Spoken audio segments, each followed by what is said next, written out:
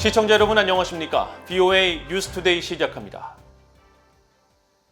북한이 최근 남포에 새 유류 하역 시설을 완공한 모습이 포착됐습니다. 남포에서는 유류 저장과 관련해 활발한 모습을 보이고 있지만 이런 움직임과 달리 최근 몇 개월 동안 북한 유조선들의 활동은 급감한 상태입니다. 첫 소식 함지하 기자가 보도합니다. 북한 남포에 건설된 새 유조선 정박시설입니다. 육지에서 약 120m의 연결 부위 끝으로 양옆에 각각 40m가량 되는 선박 접안용 구조물이 설치된 형태입니다. 이 시설의 육지 쪽에는 최근 완공된 약 10m 높이의 유류 탱크 3개가 들어섰습니다. 앞서 북한은 2019년 말부터 기존 유류 저장 시설이 밀집한 지역에서 서쪽으로 약 700m 떨어진 곳에 새로운 저장 시설로 유류 탱크 3개를 짓기 시작했으며 올해 초부터는 이 탱크 바로 앞바다에 유류 하역 저반 시설 공사를 시작한 바 있습니다. 북한이 유류 탱크와 저반 시설까지 완공하면서 북한은 기존 유류 저장 시설이 아닌 새로운 지역에서도 유류를 하역할 수 있게 된 것으로 추정됩니다. 북한은 이번 신규 유류 탱크 3개와는 별도로 새로운 유류 저장 시설들도 확충하는 모습을 보였습니다. 특히 지난해 12월에는 지름 약 32m의 원형 부지 4개와 25m 지름의 부지 1개가 조성된 것으로 나타났는데 지난달 촬영된 위성사진을 통해 이들 부지에 자재가 놓이고 주변에 덤프트럭이 발견되는 등 공사가 한창이란 사실이 확인됐습니다. 반면에 유류 저장시설 확충 움직임과 대조적으로 최근 이곳을 드나드는 유조선의 수는 급감한 상태입니다. BOA가 1일 단위 위성사진 서비스 플래닛랩스의 자료를 확인한 결과 지난 3월부터 약 3개월 동안 남포 유류 하역시설 일대를 드나든 유조선은 2척에 불과했습니다.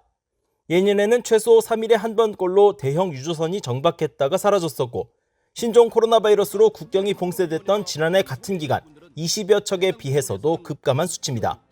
북한이 외화 부족 상황을 겪으면서 유류 반입이 사실상 중단됐을 것이란 관측이 나옵니다.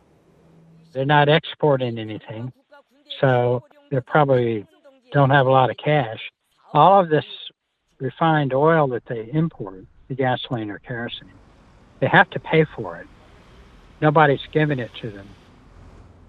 북한 엘리트 출신으로 중국 등에서 석탄 무역업에 종사했던 탈북민 이현승 씨도 같은 분석을 내놨습니다. 지금 북한의 상황을 좀 보게 되면은 코비드 때문에 국경도 다 닫고 또 그리고 제재 때문에 경제 활동이 많이 위축된 것을 우리가 볼 수 있습니다. 그래가지고 경제 적으로 그리고 이제 수출이 적어지다 보니까 북한 내에 돈이 모자라게 되고 또 그 돈으로 연료를 사올 수 있는 그런 능력이 안 되는 거죠. 전문가들은 현재 북한은 농업 장비와 군사 훈련 등을 위해 유류가 많이 필요한 시점이라면서 경제 활동은 물론 전반적인 상황이 쉽지 않을 것이라고 지적했습니다. BOA 뉴스 함지하입니다.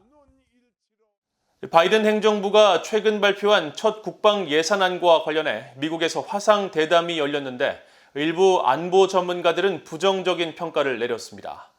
핵 안보 예산에는 별다른 변화가 없다는 분석과 함께 준비 태세를 강조해왔던 바이든 대통령의 발언과는 달리 예산 배정에 상당히 소극적이라는 지적이 나왔습니다. 김동현 기자가 보도합니다. 트럼프 행정부 당시 국방부 재무감독 차관을 지냈던 일레인 맥커스커 전 차관은 1일 미국 기업연구소가 주최한 화상대담에 참석해 최근 바이든 행정부가 발표한 첫 국방 예산안을 통해 최우선 국정 목표가 국방이 아니라는 점이 드러났다고 주장했습니다. 이번 예산안은 바이든 행정부가 지난 3월 발표한 잠정 국가안보 전략 지침에서 국방을 매우 강조해왔던 것과는 전혀 다른 방향이라는 겁니다. First, defense is not a Biden administration priority. And there is an attempt to redefine what constitutes a national security investment to divert defense funds to non-core activities. 맥커스커 전 차관은 이어 지난달 28일 백악관은 중국의 위협과 태평양 억제 구상의 중요성을 간단히 강조했지만 그와 연계한 구체적인 예산 세부 내역은 전혀 제시하지 않았다고 비판했습니다. 중국이 이미 실제 물가지수를 반영한 군비 투자에서 미국을 추월해 준비 태세를 위험에 빠뜨리고 있는 상황에서 미국은 중국과의 거대 패권 경쟁에 대처하기 위한 예산 배정에 상당히 소극적이라는 겁니다. 맥커스커 전 차관은 그러면서 국방 예산안이 실질 물가 오름세를 반영할 경우 오히려 역성장 상황으로 실제 군사적 역량보다 인건비에 집중하는 방향에 초점을 맞춰 준비태세 악화를 심화시킬 수 있다고 지적했습니다. 앞서 바이든 대통령이 지난주 의회에 요청한 국방부 예산은 7,150억 달러, 한국 돈으로 약 835조 원으로 전체 예산안의 약 12%를 차지하고 전년 대비 1.6% 늘어난 규모입니다.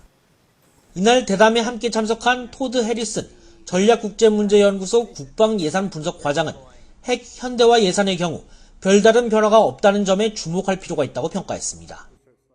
An LRSO, the Long Range Standoff Weapon, that's a new air-launched nuclear-armed cruise missile. But what we see in this budget is the requested amount this year is about 70% higher than they previously projected for this year. So it appears that they are accelerating that program. 비확산 관점에서 핵 현대화 예산 축소를 주장했던 일부 의회 시각과는 달리 오히려 핵 억제력 강화 필요성에는 바이든 행정부도 공감하고 있다는 설명입니다.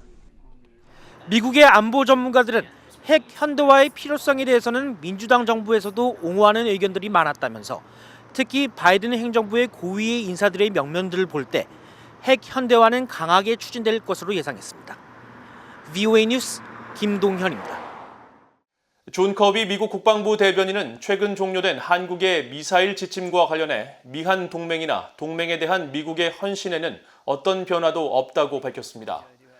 존 커비 대변인은 이를 국방부 청사에서 진행한 기자회견에서 한국의 미사일 지침 종료와 관련해 미국의 역할 변화를 묻는 질문에 미한 동맹은 방어적 동맹 관계라면서 미국의 역할에는 어떤 변화도 없다며 이같이 말했습니다.